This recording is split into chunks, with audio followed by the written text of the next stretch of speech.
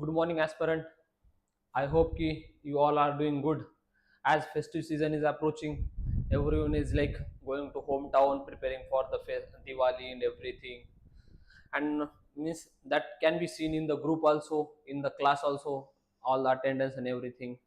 It's obvious we should enjoy the festive season. We should enjoy the joyful moment of our life with our family, with our friends, and it is good to spread the happiness to everyone. But don't forget that we are in the one journey, and journey is still not completed until and unless you achieve your dream target, whatever you have decided.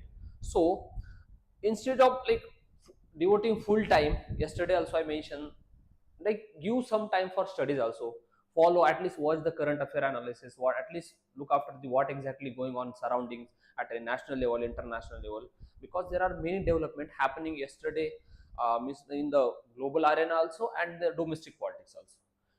Out of that all, we are going to discuss most 2-3 important development in today's lecture. And before that, just do remember, okay guys, we are left with only 220 days. Okay, 220 days for prelims. Okay, our day of emancipation is 24th of May 2026. So do remember, you should not do any mistake, and while you are enjoying the festive season, just take care of your health, focus on the environment, sustainable Diwali. Okay, sustainable Diwali is also important, because each and every festival we have the policy of, means we at a national level, India have the policy of Vasudev Kutumbakam, India have a policy of Atithi Devo Bhava, India have the policy of the one, means as I said, the Vasudev Kutumbakam.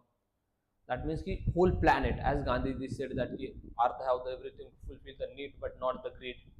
So while enjoying the festive, do take care of those who are suffering, those who are the downtrodden, or those cannot afford clothes or some sweet. Distribute some sweet to them, because ultimately what matters is spreading the happiness.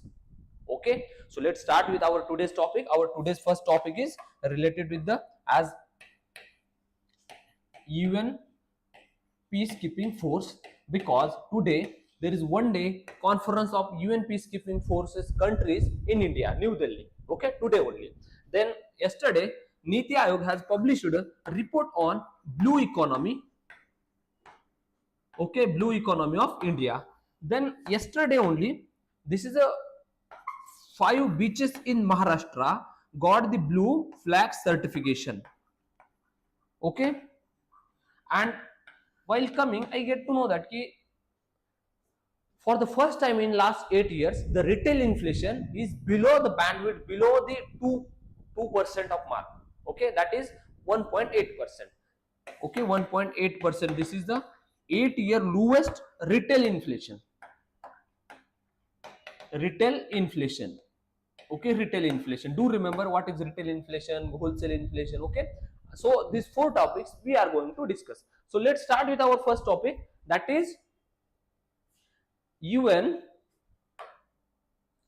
India hosts the UN top contributing the countries to chief of the conclave in New Delhi. And why this topic is important? If you see in prelims, there are direct question on committee on credentials. Okay, UNSC committees, then organs of the UN, and in mains, okay, in mains there is direct point of UN GS2 syllabus IR section. Okay, GS2 syllabus IR section, that is UN, its mandate, its organs, and India's contribution. India's contribution in the UN, in that UN peacekeeping is included. The first and most for mandate of the UN was to bring the peace and stability. And how that can be done? That can be done through the UN Security Council. UN Security Council mandated to deploy the UN peacekeeping forces. Okay, and yesterday we saw the Gaza Accord, Gaza new peace. Yesterday Donald Trump said that the Iraq war has ended and now the Iraq peace and prosperity has started. And do you know the which first UN peacekeeping operation operated in which two countries? To avoid the Israel and Palestine conflict, Arab conflict in 1948. This was the first. And from the starting, India is member of this UN peacekeeping, and India is the second largest contributor of the troops to the UN peacekeeping forces. So we will discuss what is UN peacekeeping, what are the mandates, what are the components, India's contribution, success story of the peacekeeping, and what exactly the criticism of peacekeeping, what are the where the exactly UN peacekeeping failure, and what are the way forward where the peacekeeping is more, means we can make the more relevant peacekeeping in today's world. Okay, so let's start with our first. What is UN peacekeeping? UN peacekeeping is a particular UN force established by UNSC mandate to maintain the peace. Okay, UN peacekeeping, maintain the peace, bring this, I will discuss the economic means overall dimension, bring the stability in the particular region of the world, any world, okay, any part of the world. Okay, so UN peacekeeping. Now this is the just mandate. This is also called as blue helmet. UPSC had asked this in the what is called as blue helmet in the prelims. Okay, so do remember this blue helmet. What are the blue helmets? And do remember, UN peacekeeping does not limit it to the only armed forces. Do remember, UN peacekeeping force includes, okay, civilians, okay, let me mention civilians, armed forces, which includes the military, navy, army, okay, air force also, okay, then particularly the police force, okay, police force. Then in civilians also there are professionals, doctors, medical practitioners, chemists, engineers. Our Indian Army's engineer corps contributed too much in the South Sudan during the Sudan conflict. Okay, so do remember this. This UN peacekeeping force are not limited to the armed forces. They include the police also, civilian also, even volunteers also. Okay, so this is a UN peacekeeping force which is have the mandate from the UNSC to deploy and bring the peace in particular any area of the world.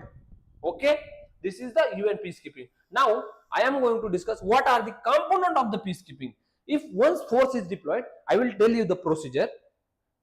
Take example of Sudan in 2011. Sudan and South Sudan get separated and South Sudan become the independent nation.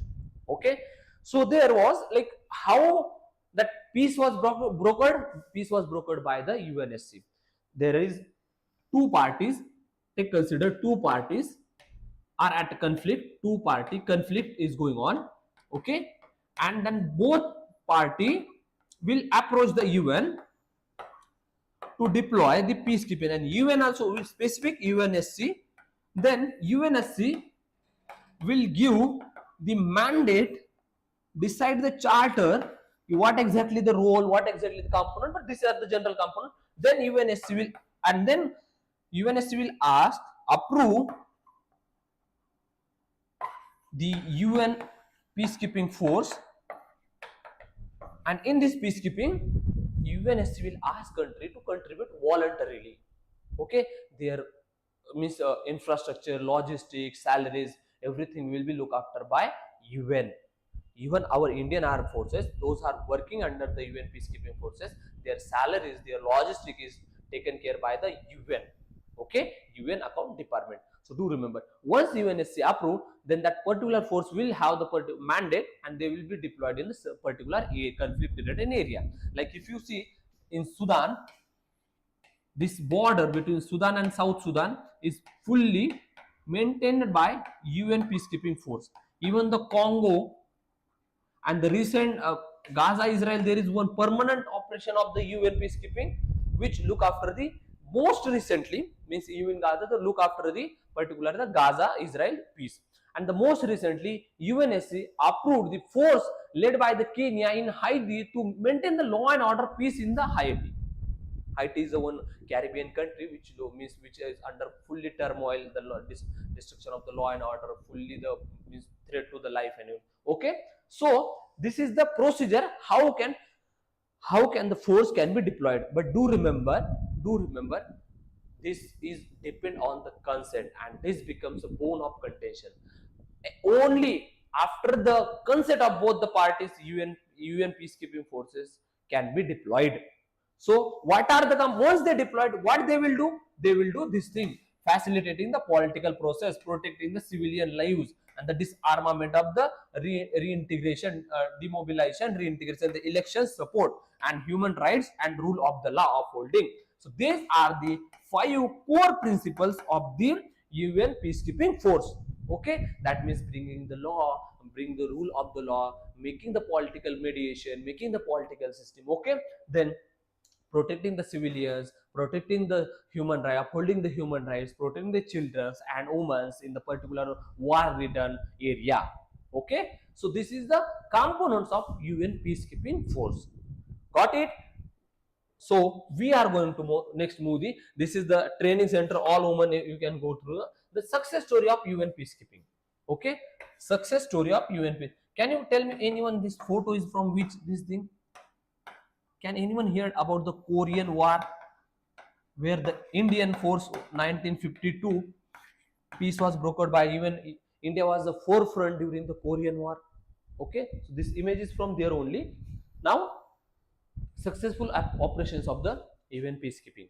Successful or the most major operations of the first is Namibia 1989, then Mozambique 1992, then Sierra Leone, this Libya, Cote d'Ivoire.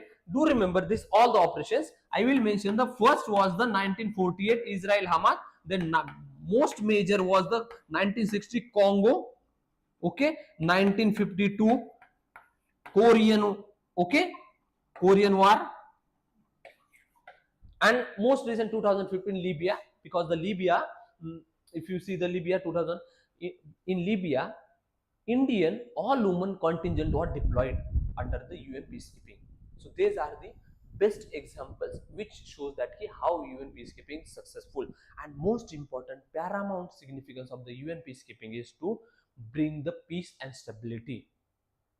Okay, that peace and stability, these are the operations where they have brought this peace and stability.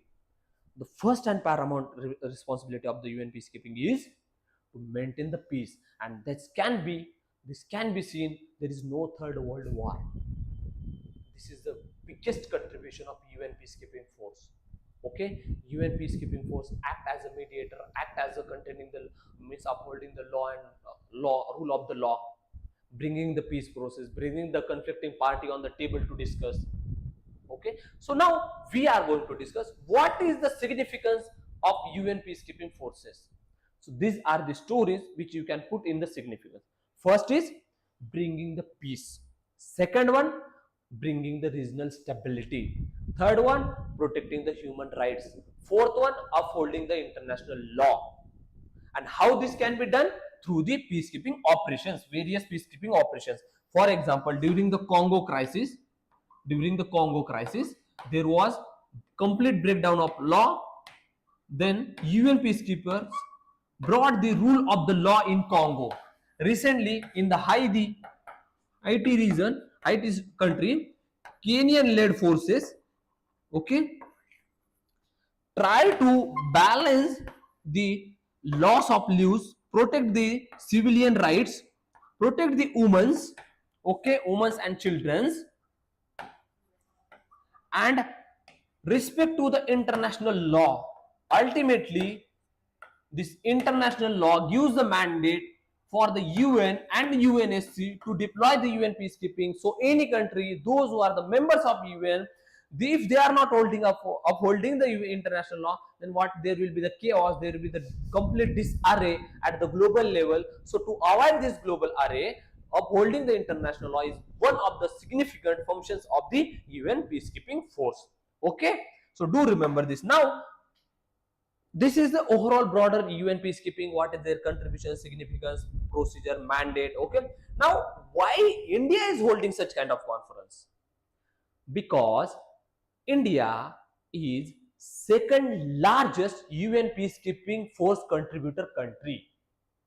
Okay, and now we are going to discuss. See, has been the pioneer largest contributor, now the second largest. Okay, more than 2 lakh. Currently, around 6,000, 2 to 6,000 Indian forces, Indian peacekeepers are contributing the various peacekeeping operations. In the next slide, I will show you what exactly the peacekeeping operations presently Indian forces are contributing. Okay, but around 2 to 6,000 Indian peacekeeper right now when we are taking this lecture, I am taking this lecture, the Indian peacekeepers are contributing. Okay, so India's contribution to peacekeeping forces are, first is second largest force is 2 lakh around. And why India means promptly proactively participating in this? Can anyone tell me? If you remember, our Constitution of India's Article 51 says that 51(3), okay, Article 51(3) says that bringing the peace and upholding the international law by arbitration. And we have the policy of Vasudev Kutumbakam. From the starting, we were the founders of NAM, non-alignment movement. Okay, so this from the 1950s, from the Korean War to the Libyan War to the Sudan War and to the yesterday's attendance of the UN conference, International Peace Conference led by USA to contribute the peace. India is very proactive, vocal in such kind of the neutral initiatives. And if you see, most of the global south, Ethiopia, Egypt, Bangladesh, Pakistan, India, even why Pakistan is contributing the UN peacekeeping, do you know, guys? The reason is India is contributing. As such, Pakistan don't play that much role in this kind of such kind of peacekeeping initiative or something. But if India is there, if elder brother is there, younger brother should be there. That is the reason Pakistan is contributing the peacekeeping. And if you see, Bangladesh, India, Pakistan, Ethiopia, Egypt, all these countries contribute 36% of overall the peacekeeping forces. Okay, at the present there are more than 220 plus UN peacekeeping operations are underway, and in this 36% contribution is from global south countries. And I mentioned the global south to be specific, these 4 to 5 countries: India, Bangladesh, Pakistan, Ethiopia, Egypt. And what West is doing, less than 2% of UN peacekeeping population forces are contributed by the global West. Okay, global North. And because of this global North, the Rwandan genocide, the Bosnia-Herzegovina crisis of 1,000 killing the 800 Muslim people in 1993, that was the epitome. Because who was leading that both operations? The Western countries forces. Even though they were wearing the blue helmet, but they failed to uphold the mandate. I will discuss why UN peacekeeping is under crisis, why UN peacekeeping failed miserably at certain incidences. Okay, but we are discussing the India's role from the 1952 to the Congo 1960. Okay,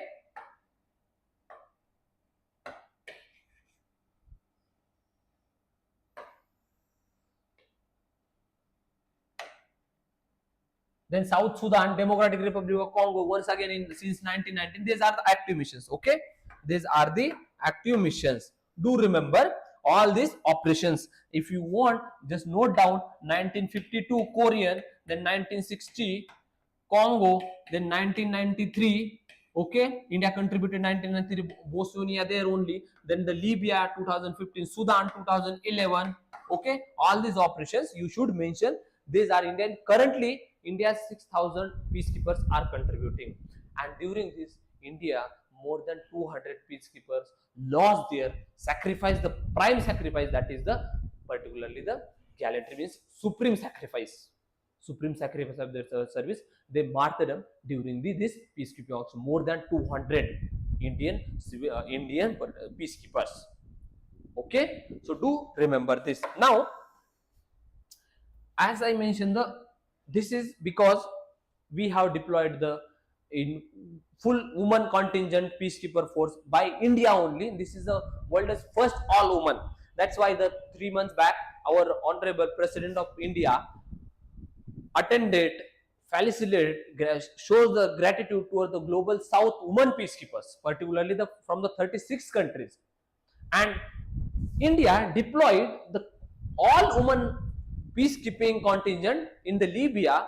And why? Because of this reason: diverse, inclusive relationship, better access to the communities, improved operations and performance, building the trust and inspiring the future generations, and realizing the women's equal rights. So these roles played by the women peacekeepers.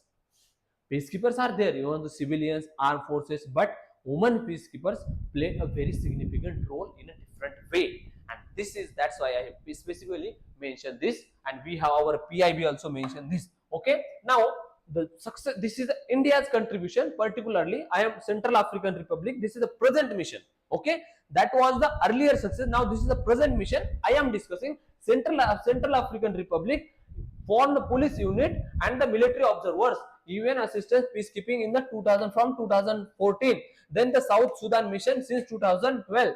Then the Democratic Republic since 2010. M23. Might be you heard about the rebellion of M23. This is related to Congo rebellion group. Okay, North Q 2023 UPSC asked this prelims question. Okay, so do Golan Heights still present operation is there. Then the UN peacekeeping is the Sudan. Then Democratic Republic of Congo once again. Okay, there are two operations means na in Sudan and South Sudan. Why this different? Because if UN peacekeeping have mandated this region of the South Sudan country, the second operation mandated this region of the South Sudan. So that's why the double there are two missions in the different regions in the same country. Okay, and as we know, Sudan UPSC asked in 2024, even the North Kivu and the M23 rebellion group UPSC asked in 2023. So do remember the rebellion group, their country of origin, and see these peacekeepers, they will ask in the mains. But for the prelims, what is important for the prelims? Which area they are deployed, which country's area. Okay, because it is very important in the prelims. And UPSC had asked the question 2024, 2023, then the 2012, even 25 also they have asked some areas, regions. Okay, so do remember all these reasons. Now next one is despite this much success, despite this, there is tremendous criticism. And now someone's question is, what is the relevance of the UN peacekeeping force? Because the Gaza conflict, because this conflict, because the conflict of the Israel Ukraine, so sorry, Israel Gaza and the Ukraine Russia, and under this recently the Thailand Cambodia conflict. So all this make sure that what is the relevance of UN peacekeeping force. Okay, so now we are going to discuss what exactly the criticism and why UN peacekeeping force is become redundant. Okay, let me take a tea. I will discuss. You can go through the particular topics. Okay, and see the criticism, as might be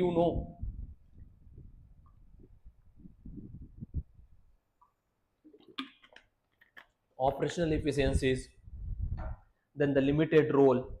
Okay, and the biasness, atrocities committed by the UN peacekeepers, even the killing of the UN peacekeepers, and the major power politics. All these are the triggering factors which making the UN operations inability to fulfill their mandate. Okay, the best example, if you see this unclear and overlapping mandate, because most of the time what exactly on the ground paper, because the mandate is given by the UNSC. Okay, and sometimes what happen generally, there is overlap of mandate. When forces initially they will agree, if leader changes, then the leader will ask for the removal of the UN peacekeeping, then it is very difficult, because the logistic cost, because the difficult terrain, because the diverse, because all those who are contributing the UN peacekeeper, they are not from one country, and they are not serving, see, different 2 countries, 3 countries, more than 3 countries members are participating in the UN peacekeeping operations, and they are deployed in the third country. Just imagine how diverse it is, and it becomes very difficult to manage the operations. Okay, so inadequate resources and delayed deployment. The best example, like inadequate resources, recently during the Gaza-Israel conflict, there was UN mission under threat from the attacks of the Israel forces, IDF. Okay, and they were denying, but ultimately, finally, is due to the US pressure and due to the global international pressure, Israel did not attack the UN forces, but when there was a parallel line between the Lebanon border. There is one UN peacekeeping operation between the Israel and Lebanon, and on this border, okay. So there was a one is there is one Israel UN peacekeeping operation forces, and Israel was attacking these forces. Okay, so what happened ultimately due to the international pressure, but under attack, and why they were not able to attack the Israel forces? Because of the lack of resources, inadequate logistics. Okay, so next one is misconduct. Most of the time, this is a very prominent in the operation during the Rwanda, during the operation during the Kosovo. Okay, and during the operations in the Bosnia Herzegovina, there were certain peacekeepers, not all peacekeepers, who committed the atrocities, and one of the atrocities is sexual harassment. Okay, the next one is what are the criticism? Hostility from the local population. How this becomes a criticism? Tell me one thing. I am from India. As a Indian police service, I am deployed in the Congo, and the population, those who gave the mandate for this operation, UN operation, is no more, and new leader is leading the team. Now tell me one thing, what will happen? People will ultimately show the resentment, and now UNSC is fully divided, so UNSC cannot revoke that operation also. So ultimately, who has to suffer? Those who are working on the ground. Okay, so this becomes very triggering point, and this lead to the death of the peacekeepers. This happened recently in the few months back. 2 Indian peacekeepers died in due to these local clashes. Okay, then high casualty risk levels, because many peacekeeping operations are in the very high threatened, very high unstable areas, and that reasons become the triggering point. The shelling is going on, as I told, the Lebanon, Israel, the Golan Heights. Okay, so all this becomes very critical, and this makes to criticism of the particularly the UN forces, even peacekeeping forces. Then the members of contribution, dependence on the member. See, even peacekeeping is not a separate force. It is depend on contributing members willingly, not mandatory for each and every member to contribute, but those who are want to contribute, to want to global peace, they can contribute, and this becomes very uneven participation. How uneven participation? 2% from the global north, and around 36% from the 4 to 5 countries. India is one among them, and India is the second largest contributor of UN peacekeeping force. Okay, do remember this. Now, what we can do to enhance this UN peacekeeping operations? So there are recommendations. Okay, what are the focused goals? Collective security, providing the logistics, support to them, and means clear mandate. UNSC means review and monitoring of the operations, cooperation and collective actions by the forces of the UN peacekeeping contributing nations.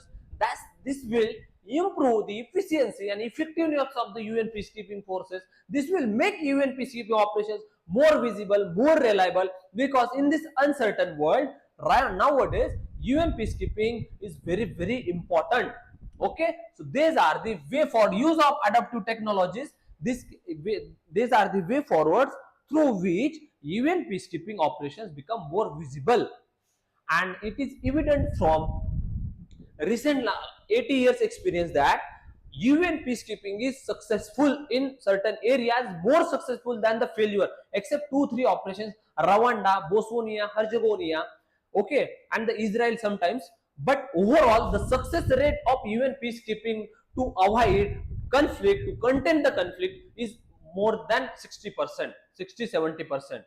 This shows the evidence, the relevance of the UN peacekeeping and the UN as a whole.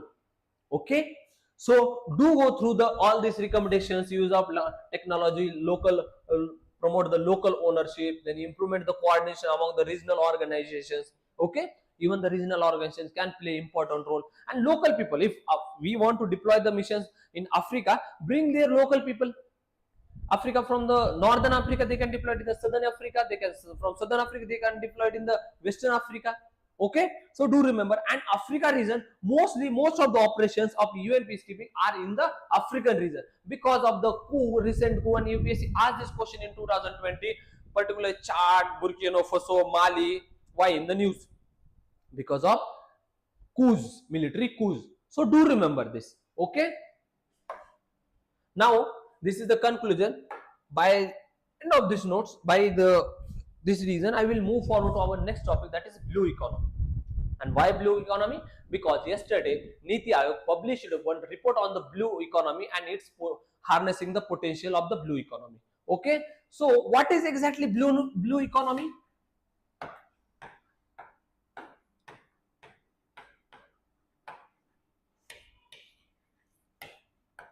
Ocean, energy, fishery, okay, deep sea mining, all these operations comes under the blue economy. Okay, so do remember this thing, blue economy. And UPSC in 2020 prelims asked the what is blue carbon. Okay, that blue carbon, what is carbon carrying capacity, what is microbeads, all these questions UPSC had asked earlier in the prelims, and this is because the blue economy is important, and this is very significant contribution. The economy in the political, India's rise as a global power. We have around this much coastal border, then 2/3 of India's rivers contribute the inland fisheries. In this domain, blue economy, we are going to discuss the ocean potential and fishery sector potential. Okay, we have around 12 mega ports, major ports, and recently approved the Vadwana port. Okay, then the soft port, Vizhinjam port, recently developed a Vizhinjam port in Kochi. Okay, so do remember this, what is the blue economy, why we are discussing the blue economy, its potential, its application, what are the challenges. Okay, sustainable use, diverse sector, social innovation. Now, key facts about India's blue economy. Fishery sector, this has rise. India is the second largest fishery producing country. PM Matsya Sampada Yojana, inland fishery, second largest. Okay, then 2/3 is inland. Okay, 13 major ports. Okay, aquaculture is also very famous, and bioflume is a technology used for the aquaculture. Biofilms used. This is the 2023 prelims question. Okay, total fish production is this much in 2000. Increase in the fish production in the last 10 years is this much. Okay, so go through the budget allocation. Okay, 21,000 crore for the PM Matsya Sampada scheme project sanction under. This much is overall PM Matsya Sampada scheme budget. Okay, and the registered KCC farmer stakeholders is 26 lakh, providing the employment generation. So these are the potential of National Fish Production Authority Development Board. Okay, Kisan Credit Card facility to the fish farmers, and we have the more 9 to 10 coastal state along with the UTs. 7,000 kilometer the long coastal line, inland water, major rivers, Ganga, Yamuna, Narmada. This contributes more. 2/3 of India's fishery production comes from the inland fishery. We grow in the Coromandel coast, we grow the sea grasses. Overall important. So this is the potential of India's fishery sector blue economy. Now,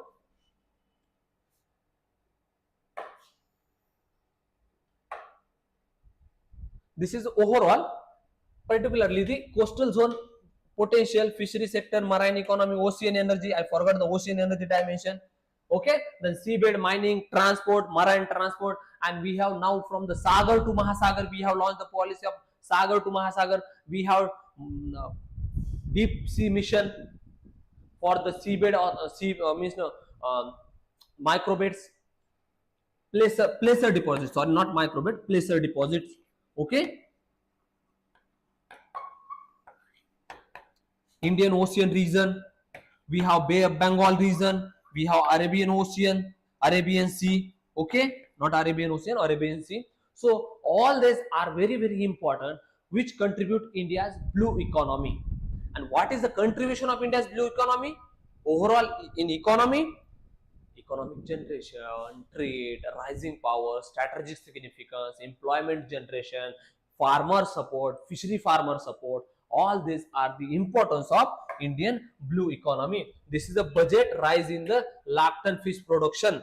Do remember this data. Okay. India's GDP role, this is the GDP role, 4% of the overall GDP, employment generation, climate mitigation, sustainable energy, food security. Okay, then the global strategic importance. Okay, strategic importance, security importance, Mahasagar policy. All these are the significant significance of the blue economy. Do remember this. Okay, impact of the blue economy and overall impact of the blue economy. Global economic impact, India is the second largest. This much jobs, GDP, employment, climate mitigation, food security, sustainable energy, environmental production. Okay, environmental sustainability. These are the 6 to 7 contributions of the blue economy in India's overall economy. Okay, GDP, employment generation, Mahasagar policy, then the deep sea mining policy, resource rich minerals. Okay, so do remember all these are the significant contribution of the Indian fishery sector. Now, what are the policies launched by the government of India to promote the fishery sector? So we are going to discuss the measures.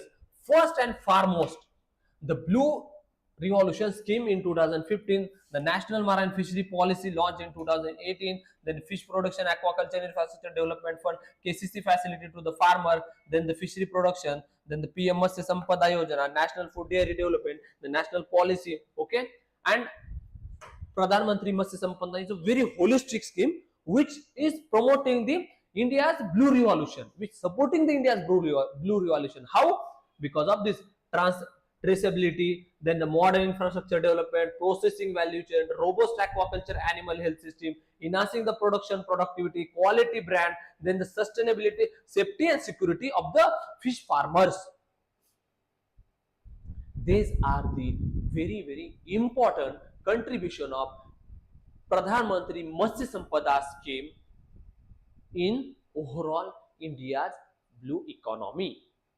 Quality, production, safety, food security, okay, developing the modern infrastructure, developing the value chain, and we have the MPEDA, Marine Production Export Authority of India under the Ministry of Commerce and Industries to export the marine products. And in 2020 to 23, marine export were the largest export of agriculture commodities. So do remember. Okay. Now, next one, the Pradhan Mantri Matsya Sampada Yojana. I have mentioned the aims and objective because this is the important scheme in as UPSC will ask the question as they asked in 2025 means the PIL scheme. Okay, so there is a like growth in formalization, infrastructure development, production, quality, farmer safety and security. Okay, so these are the objective of the Pradhan Mantri Matsya Sampada Yojana scheme. Now, these are the objective. Then the infrastructure you can go through the scheme. Policy framework, Matsya Sampada, Sagar Mala Project, Ocean Energy Project. What are the challenges of India constrained in the harnessing the blue economy potential? Data deficiency. We have 2/3 farmers, inland fishery, but how many are the major producers? How many are the minor producers? How many are organized and how many are inorganized? We don't know. We don't have that much data. Organized we have the registered KCC farmers, those who are fishery farmers we have, but not overall comprehensive holistic data. So we are lacking the data. Then the safety and security at global international water. If we hear the news about the Indian farmers caught by the Sri Lankan Navy. Okay, this is the second thing. Then the quality and the pollution of the rivers. River pollution, even we have the Ganga potential, Narmada potential, Kaveri potential, but it is marred by the pollution, water pollution, then the drainage, silt, everything. The third one, the storage facility, lack of proper storage facility to the proposed production, upstream, downstream, both challenges. And see, this is important, you can consider in the food processing also domain. Then lack of awareness among the farmers about the policies and everything, means fishery farmers. Okay, so these are the constraints which are limiting the potential of blue economy. Okay, and our marine production is just 1/3. Ideally, our marine production should be more than the inland production compared to the Japan, compared to the China. China is the largest fish producing country. Now tell me, if this is the case, what are the reasons? These are the reasons. Regulatory framework, infrastructure gaps, environmental threats, safety security threats. Okay, then the lack of community, then economic and ecological balance. This is also concern. Should we focus on the economy or should we focus on the ecology? There is lack of sustainable development because farmers registration. There is one movie of the most famous actor from the Tollywood. I'm not able to remember. That's our Nagarjuna's son. What is his name? I don't know. But there was a movie how fishery farmers face the struggle. Even the Pushpa, the famous movie. Most they were around about the fish means regarding our production of the sandalwood. Not Pushpa, but the sandalwood production. Okay, but there are movies which highlight the challenges faced by fish farmers. One side, fish farmer challenges, government related policy fragmentation, the multi-agency management, then the issue at a global international water, unique clause, and now India did not sign the agreement on the high seas fishery production, unregulated containment of then the pollution issue, environmental related concerns are there. Economic benefit, even the production cost is very high in India compared to the China, and the market is not the volatility of the prices, perishability of the fish. All these are the constraints which makes Indian fishery sector vulnerable to the variability. Okay, now what we can do, what are the recommendations? There are number of recommendations which focuses on the improvement of the harness the potential of blue economy in accounting the framework, scientific collaboration, integrated governance, modern infrastructure, innovation, technology, provide the KCC support, provide loan, provide credit to the farmers, do the registration of the fishery farmers, focus on the diversification of the species of the production, focus on the aquaculture, tackle the water means river pollution in Ganga Yamuna belt. This can help to promote the harness the potential of blue economy, and we can expand our blue economy operations in the high seas with sustainable approach. We have the deep sea mission, we can harness the potential of blue economy, we can harness the potential of the energy sources also. Okay, so all these are the potential objectives and potential chances of by which potential way forward by which we can harness the potential we can harness the potential of blue economy. Do remember, data, schemes, constraint and way forward along with conclusion. This is more than sufficient for you to write in the mains 250 word answer. In even the prelims mostly question will come on the PM Matsya Sampada Yojana scheme, its objective, its components and its success. Okay, so do remember about the PM Matsya Sampada Yojana scheme. Now tell me next one. Skill enhancement, area expansion, I have mentioned the blue economy. Our next is related to the blue economy only, because blue carbon 2020 prelims question, because yesterday there was 5 beaches from the Maharashtra, they get the blue flag certification. What is blue flag certification, why it is important, and who gave this blue flag certification? Do remember, there was one question related terms and terminologies. Okay, UPSC might ask this term. Okay, Srivardhan, Navegaon, okay, Parnaka and Guhagar.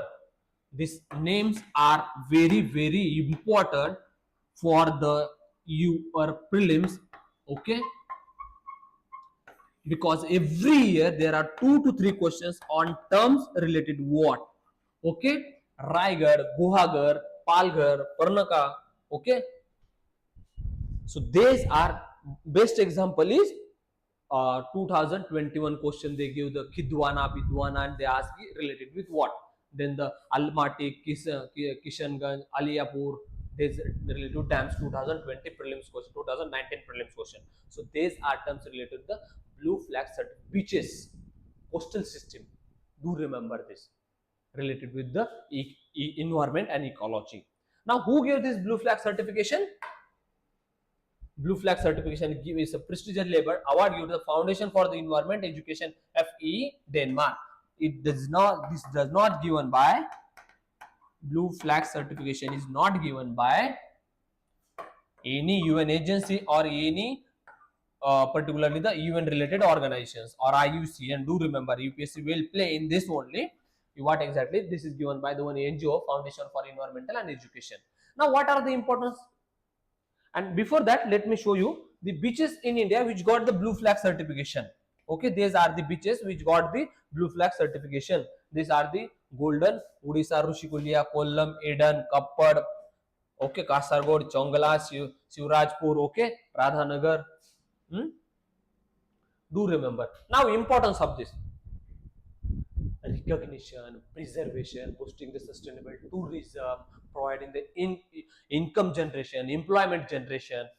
Okay, so this plays important role as a, like, if you are recognized at a global level, there will be the more tourism, sustainable tourism, and that tourism will lead to the high income generation, and that high income generation will bring the prosperity, and that prosperity automatically will bring the peace, stability, isn't it?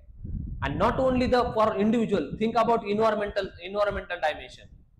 It will give the more attention, it will provide the more fund for the conservation of that beaches, it will provide the more dimensions, but there is no direct connection, no direct funding, just recognition which recognize the conservation practices. For example, if your family is always appreciating you, you are good person, you are good person, you are good person, automatically, even though you are not good person, you will become good person. Positive affirmation, this is called as positive. The blue flag certification is nothing but a positive affirmation to appreciate government of India's efforts to conserve such beaches. Okay, but there is no direct financial support from the NGO. Do remember this. Okay, because in 2021 UPSC asked the question on the Hyderabad as a first world city, green city of India, tree city of India. Okay, so do remember importance of the blue flag certification. We ensure the sustainable water quality, promote the sustainable tourism, provide the clean and safe environmental friendly beaches, they enhance the reputation and global, then encourage the environmental education, encourage the waste management. Okay, so these are the blue flag certification, and these are the beaches of Golden Beach, Odisha, Shivrajpur, Kappad, Bhogal, Radhanagar, Kasargod. Okay, all these are the beaches which have got this blue flag certification. Now, apart from this, I am going to discuss one more topic on this, that is a retail inflation. Okay, because for the first time in the last 8 years, retail inflation is below 2%. Okay, that is 1.8. now there are different types of retail inflation. Inflation means the consistent price rise. there are 4 types of retail inflation. In that, before we have 2 major types of inflation, that is the wholesale inflation and retail. Okay, in retail we have different for the particularly the for different groups of the retail inflation used by the RBI combined. Okay, based on the consumer price index. Then the retail inflation is measured by the RBI on the combined consumer price index. Then the consumer price index for the industrial workers, consumer price index for the agriculture workers. Okay, so what is important in 2021 UPSC asked the question on the what parameters RBI use for the price stabilization, because the first and primary motive of the RBI post 2015 is price stabilization. We have the framework of inflation control. Post 2015 there was amendment and there is bandwidth given to the RBI. If RBI failed to contain the inflation in this, that to which inflation? Retail inflation. Okay, this is retail inflation, and this bandwidth RBI should contain the prices of commodities in this two domain. And there are 2 functional inflation, that is core inflation, headline inflation. Headline inflation includes fuel and food prices. Core inflation excludes the fuel and food prices. And these are the monetary policies, means these are the used for the monetary policy price calculation combined. And who publishes use this data? OSMI. Regarding the retail inflation, RBI use this data. And why? What are the reasons? Because of the stability, price stability, because of the good cultivation growth, because kharif production, policy stability. Okay, so all these are factors which is leading to the control the retail inflation in India in the last 8 consistent policies. Government buffer stock policy, government MSP policy. Okay, then government PM Dhan Yojana, then PM government's investment in the Atmanirbharta, in the pulses, because all these are the factors which trigger the inflation, particularly headline inflation. 2024 UPSC directly asked the question in means what is retail inflation and how we can measure the retail inflation. If any question come on the inflation, you have to remember. Okay, okay, I am telling you what you have to study for in inflation. Okay,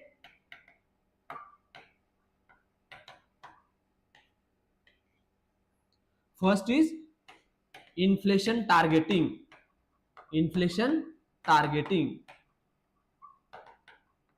Okay, this inflation targeting is done by RBI, because in 2015 NK committee amended the RBI Act, and there is every 5 years there is a revision of the inflation target. RBI Act, okay, 1935 was amended, and this gave the primary mandate to the RBI to control the price stability. In 2022 UPSC asked what is the prime mandate of the RBI, that is inflation, price stability or economic growth. So do remember, RBI's prime mandate is in price stability, and economic growth is the prime mandate of finance ministry fiscal policy. This is the inflation targeting. Then types of inflation. What are the factors influencing the inflation? Okay, and institutions.